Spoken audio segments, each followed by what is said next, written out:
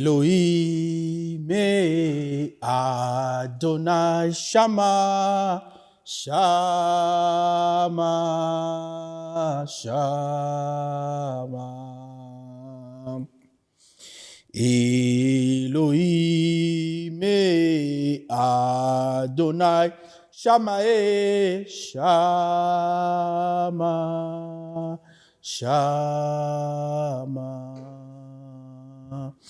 Shama, Shama, Kolo, Shama, Shama, Jésus, Elohim, Adonai, Shama, Shama, Shama, Elohim, Adonai, Shama, Shama, Shama.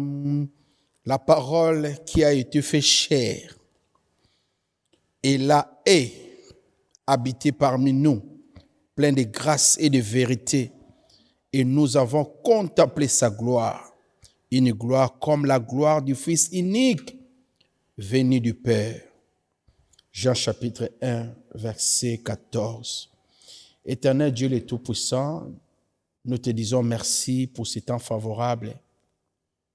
Seigneur Jésus, toi qui as laissé ton trône glorieux, tu as pris la chair pour habiter avec les hommes. Emmanuel. Nous laissons ce moment favorable. Nous avons besoin de décortiquer, d'examiner Jean chapitre 1, verset 14 pour une compréhension paisible. Cher Saint-Esprit de Dieu, je te laisse cette place de décortiquer, pas avec mon intelligence et la sagesse, mais avec ta puissance. Comme apôtre Paul a réclamé à 1 Corinthiens chapitre 2, verset 4, il a dit « Je ne suis pas se représenter avec des discours persuasifs, avec la sagesse de ce monde, son intelligence, mais suis venu vers vous avec la puissance et la démonstration du Saint-Esprit. Oh, l'esprit de la grâce et l'esprit de la sagesse, esprit de l'intelligence, démontrez-nous aujourd'hui de comprendre la parole faite chair. C'est quoi ou bien c'est qui? C'est une personne. Qui était la parole? Qui était la parole? C'était qui? Il s'est fait chair. Aidez-nous de comprendre cette portion de l'Écriture qui a une grande profondeur. Nous les lisons et passés au 15e verset, mais aujourd'hui nous allons descendre pour analyser, examiner, de faire sortir la parole faite chair par ton nom, Seigneur Jésus-Christ. Nous avons ainsi prié et nous disons Amen. Bien-aimés, bonsoir. Je vous salue par le nom de notre Seigneur Jésus-Christ. Le thème de ce soir, c'est la parole faite chair. Nous allons comprendre c'est qui la parole et la parole c'est quoi, comment c'était fait chair. D'abord, lui second dit la parole s'est fait chair, mais d'autres versions qui disent la parole s'est fait homme, ou bien la parole qui se fait un corps. Nous allons décortiquer. Jean chapitre 1, verset 14, la Bible nous dit, la parole a été faite chair et elle a habité parmi nous, plein de grâce et de vérité, et nous avons contemplé sa gloire, une gloire comme la gloire du Fils unique, venu du Père. Première portion, la parole a été faite chair. Signifie quoi? Nous allons comprendre la parole pour décortiquer ce qu'est ça. On peut parler, ça juste dans un seul mot. C'est qui la parole s'est fait chair. Mais nous allons descendre épais. La Bible nous dit à Philippiens chapitre 2, verset 7. Mais c'est dépouiller lui-même apprenant une forme de serviteur, en venant semblable aux hommes et ayant paru comme un simple homme. C'était la parole. C'était que le Seigneur Jésus-Christ, il s'est dépouillé lui-même. Le verbe dépouiller, c'est-à-dire se détacher. Donc tu étais attaché. Le Seigneur Jésus-Christ était attaché l'éternité à l'éternité. Et de lui-même, il s'est détaché. Et lorsqu'il s'est détaché, il était la parole. Il s'est fait chair. Il est habité parmi nous. Nous pouvons compléter Colossiens chapitre 2, verset 9. La Bible nous dit, car en lui habite corporellement toute la plénitude de la divinité. À lui, c'est qui? C'est Seigneur Jésus-Christ. Habite corporellement. Si on parle corporellement, on voit le corps. Il y a le mot corps qui sort par là. Donc le Seigneur Jésus-Christ a pris le corps. Mais lorsqu'il a habité dans ce corps-là, en lui, il y avait la plénitude de toute la divinité. Vous pouvez continuer. Colossiens chapitre 2, verset 8, 9, 10, vous continuez, vous montez. Nous, on prend seulement chapitre 9. Pourquoi? Parce qu'il y a le mot corps qui est dedans. Il a habité corporellement. Le corps du Seigneur Jésus-Christ, qui était circulé un moment sur la terre pendant 30 d'années, et avec toute la divinité, la plénitude était habitée à lui. Vous allez se poser une question. Comment la divinité, toute la créature, lui Dieu, qui peut habiter dans un petit corps? La réponse est simple. La Bible nous dit, le Saint-Esprit demeure à nous. Le Saint-Esprit qui est grand. La Bible nous dit, la terre et les cieux ne peuvent pas contenir notre Dieu. Mais le Saint-Esprit, sa taille, c'est notre corps. Lorsqu'il est avec nous, c'est sa dimension. Il a laissé toute la créature de ce monde, les eaux, les océans, les forêts. C'est impossible de les contenir. Mais à moi, à toi qui me suis, à ce moment, c'est à toi qui as eu le moyen de contenir. Alléluia. C'est possible, le Dieu vivant toute la plénitude, lui qui est le souverain, il a pris un corps, il a habité dedans. Parole de Dieu. Sans plus tarder, nous allons aller. Deuxième paragraphe, c'est là qui nous dit, et il a habité parmi nous. Waouh! C'est pourquoi le Seigneur lui-même vous donnera un signe. Voici, le jeune fille viendra enceinte. Elle affrontera un fils. Elle lui donnera le nom d'Emmanuel. Ésaïe chapitre 7, verset 14. C'est le Seigneur Jésus-Christ qui a habité parmi nous. Si vous prenez votre dictionnaire biblique, cherchez le mot Emmanuel qui signifie Dieu parmi nous. Sois loué notre Dieu. Tu es habité, pas habité, mais tu habites parmi nous à l'aide du Saint-Esprit. Sois loué. Vous pouvez aussi compléter Ésaïe chapitre 8, verset 7 jusqu'à 10. Il y a plein d'explications là-bas. Emmanuel, Dieu parmi nous.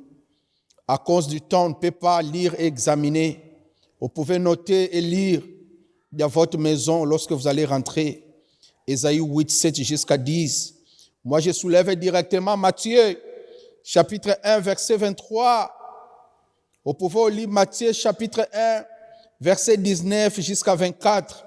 Mais voici 23 qui nous dit, « Voici la Vierge sera enceinte, elle enfantera un fils, et on lui donnera le nom d'Emmanuel, ce qui signifie Dieu parmi nous. » Alléluia. Dieu parmi nous. Dieu parmi nous.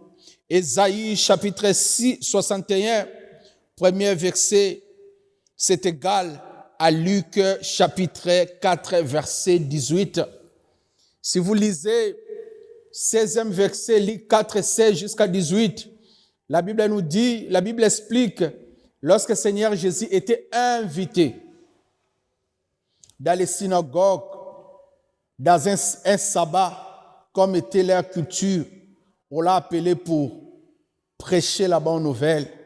La Bible nous dit, il a pris, 17e verset, il a pris le rouleau, il a ouvert Ésaïe, chapitre 61, premier verset, là où c'était écrit. 18e verset, il a dit, l'Esprit de Dieu est sur moi. Il m'a oint d'annoncer la bonne nouvelle. Vous pouvez compléter jusqu'à la fin, continuer plutôt jusqu'à la fin. C'est l'Esprit de Dieu qui était avec lui et c'est l'Esprit de Dieu qui était avec le Seigneur Jésus-Christ corporellement pour enseigner la bonne nouvelle. Alléluia. L'Esprit de Dieu est sur moi. L'Esprit de Dieu est sur moi. Plein de grâce et de vérité. Où est-ce qu'il faut appuyer ça? C'est Jean chapitre 1, verset 17. La Bible nous dit, car la loi a été donnée par Moïse et la grâce et la vérité sont venues par Seigneur Jésus-Christ. Ils ont utilisé le verbe être sont. La grâce et la vérité. C'est lui qui est la vérité. C'est lui qui est plein de grâce, qui était avec les hommes. Pas seulement été, mais qui est avec nous, plein de grâce et de vérité. Jean chapitre 17, verset 17. La Bible nous dit, sanctifiez-les par ta vérité, car ta parole est vérité. Jean 17, verset 17.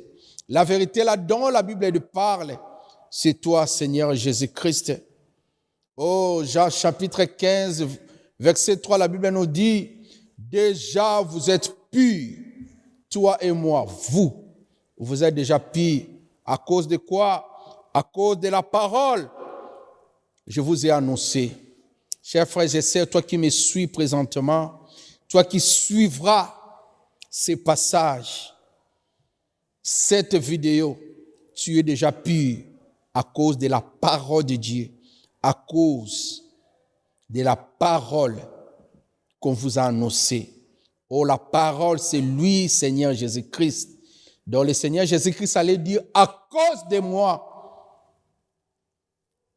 vous êtes déjà pur. Déjà, vous êtes pur. Vous n'avez pas besoin d'autre chose pour être pur. La seule chose, vous avez besoin du Seigneur Jésus-Christ. Jean chapitre 15, verset 3. Nous passons avec une autre portion. La Bible nous dit, et nous avons contemplé sa gloire. Romains chapitre 3, verset 23, la Bible nous dit, car tous sont péchés, sont privés de la gloire de Dieu. La gloire de Dieu, c'est sa présence.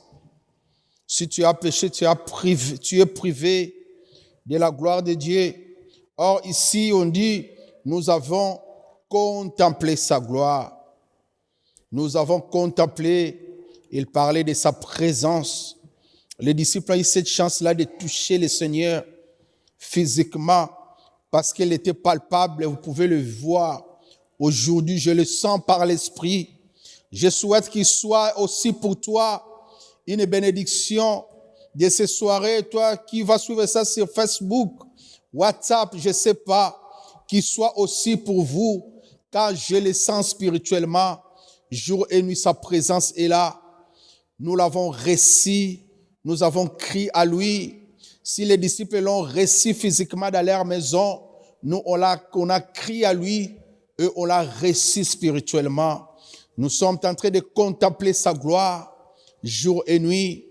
La preuve en est, lorsque Moïse a demandé, il a dit, Père, fais-moi voir ta gloire. L'Éternel s'est montré lui-même. Exode chapitre 3, verset 18 jusqu'à la fin. Vous pouvez examiner. Moïse a demandé, fais-moi connaître ta gloire. Il s'est représenté lui-même. La gloire de Dieu, c'est sa présence.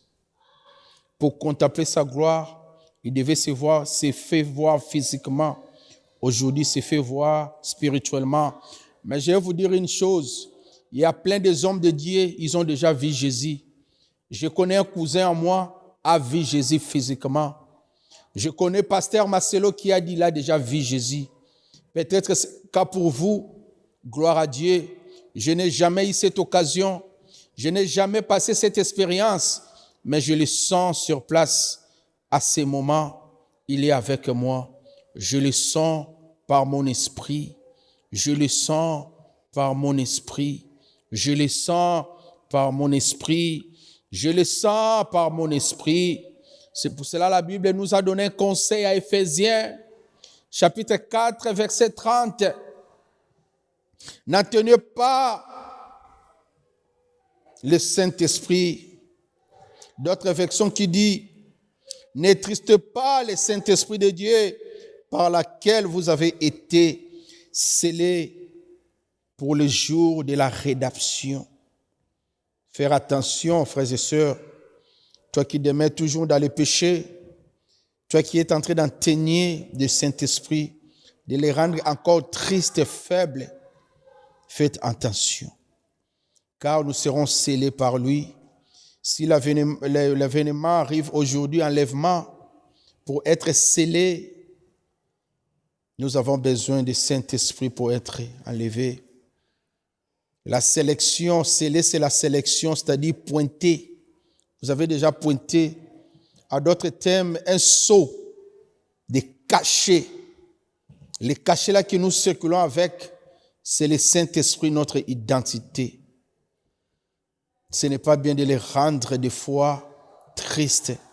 Faites beaucoup d'attention, car pour sentir sa présence, nous avons besoin de la purification. Nous avons besoin de la sanctification. Tous son péchés sont privés de la gloire de Dieu. Dernière portion qui nous dit, à Jean chapitre 1, verset 14, là où nous sommes en train de creuser, la Bible nous dit, je les résisterai au dernier jour. Waouh! Je les résisterai au dernier jour. Nous allons examiner Jean chapitre 4, verset 66. Il y a pas mal de versets ici. Il y a pas mal de versets. Ni peut venir à moi si le Père la tue. Ça, c'est très important pour nous. Jean chapitre 4, verset 6. Ici, le Seigneur Jésus-Christ allait montrer, je vais vous donner une démonstration. Lorsque vous êtes là pour arriver chez moi, je dois t'attirer. Si c'est moi, je dois avancer vers vous. Le Seigneur Jésus-Christ était ici. Il a dit, personne ne peut venir à moi si le Père la tue. Alors, c'est-à-dire, Seigneur lui-même, Jésus, avec corps comme un homme, le Père aussi était avec lui. Et pour que tu viennes là où il est, il faut que le Père a tué. C'est le français, je suis sûr que je me suis fait bien expliquer. Jean chapitre 4, Jean 6, 44. Le Seigneur Jésus-Christ n'a pas dit, personne ne peut venir à moi si ce n'est pas le Père l'a envoyé. Le Seigneur Jésus-Christ est ici. Si le Père était de l'autre côté, le Père devait envoyer toi, c'est le Seigneur Jésus. Mais il a dit, si le Père la tue, c'est-à-dire, Seigneur Jésus-Christ, c'est lui-même le Père. Et le Père qui est en lui, c'est lui qui fait maintenant les actions. Et le Père attire toi vers le Seigneur Jésus-Christ. Alléluia. Les gens qui ont l'Esprit de Dieu, ils ont compris exactement ce que je suis en train de dire. Si tu n'arrives pas à comprendre, veuille demander les hommes de Dieu, ils vont t'expliquer. Le Seigneur Jésus-Christ faisait les œuvres. Il a dit ça lui-même, ce n'est pas moi qui fais, c'est le Père qui est en moi qui le fait. Donc c'est le Père lui-même qui attire ses enfants vers lui-même. À d'autres termes, au Seigneur Jésus-Christ. Vous pouvez aussi examiner Jean chapitre 8, verset 58. Seigneur Jésus-Christ a dit comme Moïse a dit, Si nous lisons à Exode, chapitre 3, verset 14, Moïse a demandé le nom. Il a dit, je m'appelle Je suis, c'est lui qui suit. Et à Jean 8, 58, Seigneur Jésus-Christ a dit, avant Abraham fit, je suis. C'est le même je suis qui revient avec lui. Et si nous lisons aussi à Jean chapitre 7, verset 11, tout est expliqué là-bas. Je suis sûr pour la précision des détails, je vais lire. J'ai cité plein de versets sans lire. Peut-être ça peut vous amener à une mauvaise compréhension. Nous allons examiner par la grâce de Dieu. Jean chapitre 14, verset 7 jusqu'à 11. Déjà au 6e verset, il a dit « Je suis ». Lui-même a dit « Je suis le chemin, la vie et la vérité ». Chapitre 7, il a dit « Si vous me connaissiez, vous connaîtriez aussi mon Père. Eux deux maintenant, vous les connaissez et vous l'avez vu. » Les disciples voyaient Seigneur Jésus. Et Seigneur Jésus qui s'est dit que vous l'avez vu. Et il voyait le Père qui était à Seigneur Jésus-Christ. Vous l'avez vu. La personne qui était devant, c'était lui, le Seigneur Jésus-Christ. Avec les yeux, bien sûr, physiques, mais avec les yeux spirituels, come on. Ils ont vu le Père. Ils ont vu le Père. Et Philippe lui dit, Seigneur, montre-nous le Père, et cela nous suffit. Jésus lui dit, il y a si longtemps que je suis avec vous, et tu ne m'as pas connu. Donc c'était le Père. Pendant tout ce temps, tu ne m'as pas connu. Toi, tu cherches le Père. Pendant tout ce temps, c'est moi le Père. Tu ne m'as pas connu. Philippe, c'est lui qui m'a vu, a vu le Père. Si tu as vu Seigneur Jésus-Christ physiquement, spirituellement, c'est le Père qui était en lui. Toute la divinité c'était corporel à lui. Comment dit-il, montre-nous le Père? Seigneur Jésus-Christ s'est étonné. Ne crois-tu pas que je suis dans le Père et le Père est en moi? Tu ne crois pas, chers frères et sœurs, toi qui me suis, tu ne crois pas? Seigneur Jésus-Christ est dans le Père et le Père est à lui. Vraiment, les paroles que je vous ai dites, je ne les dis pas de moi-même. Et le Père qui demeure à moi, c'est le verbe demeurer. À d'autres termes, c'est le verbe habiter. Donc, lorsqu'on voyait Seigneur Jésus-Christ, c'est l'Esprit de Dieu qui habitait avec lui. C'est le Père qui habitait avec lui. Il ne travaillait pas seul.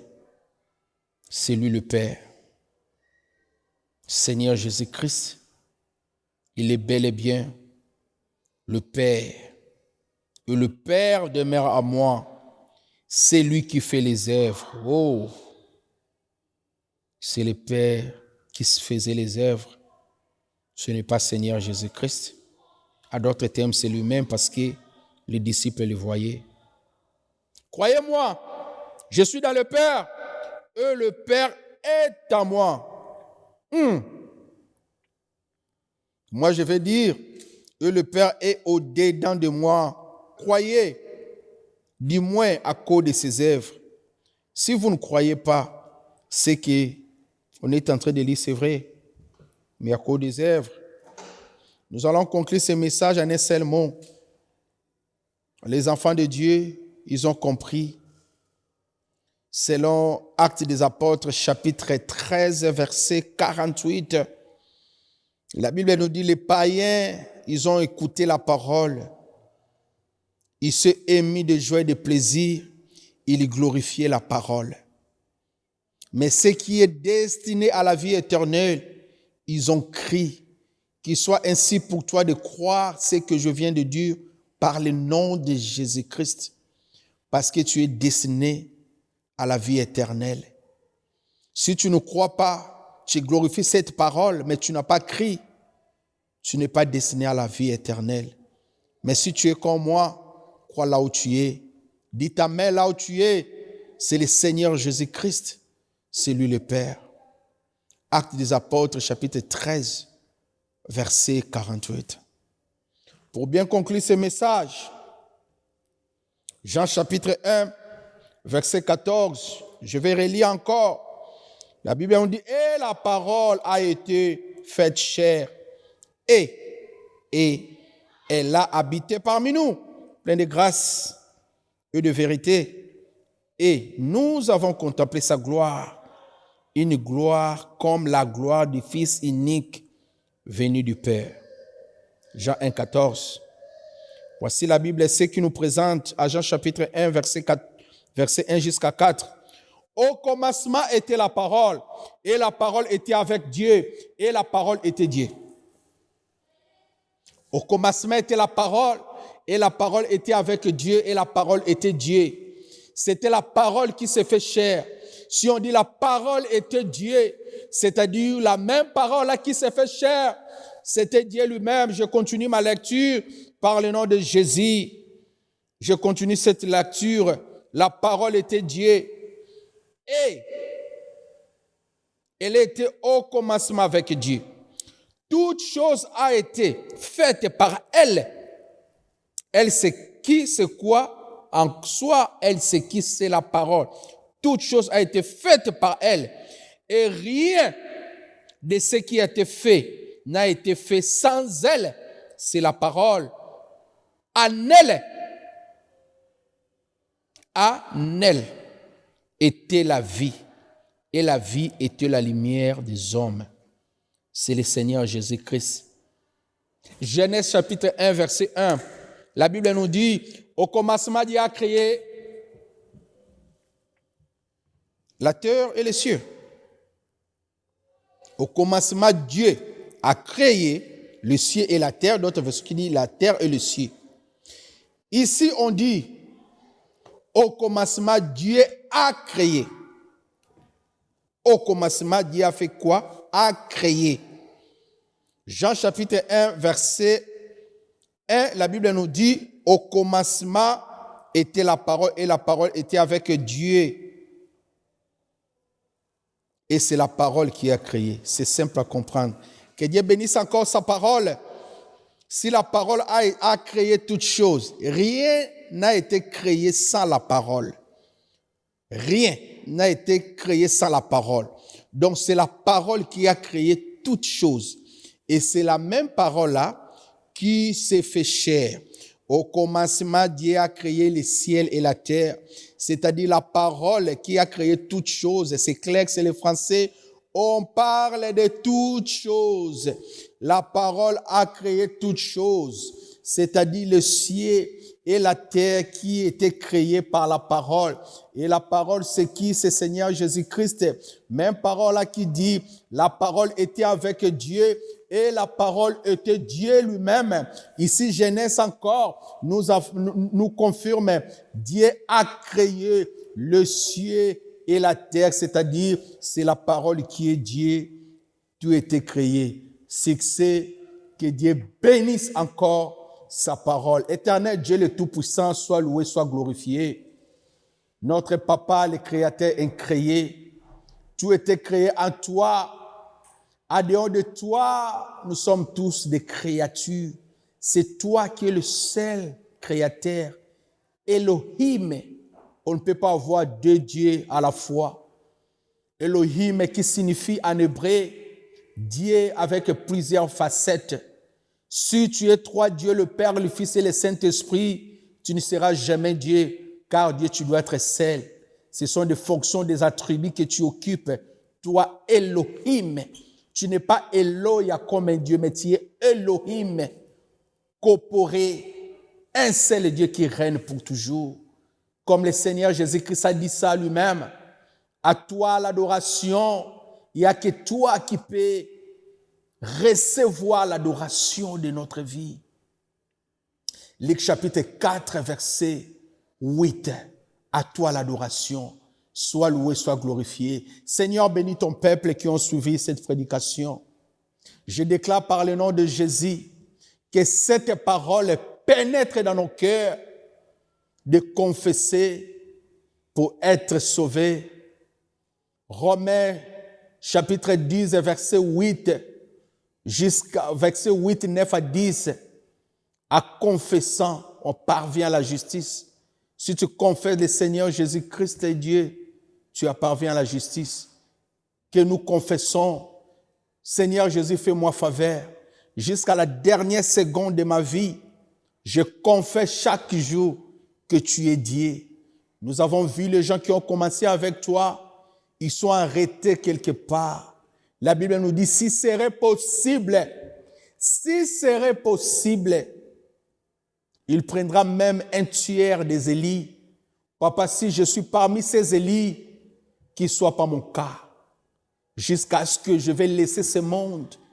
Dernière seconde de ma vie, je ne sais pas serait quand, où, ce soir, demain, après 10 ans.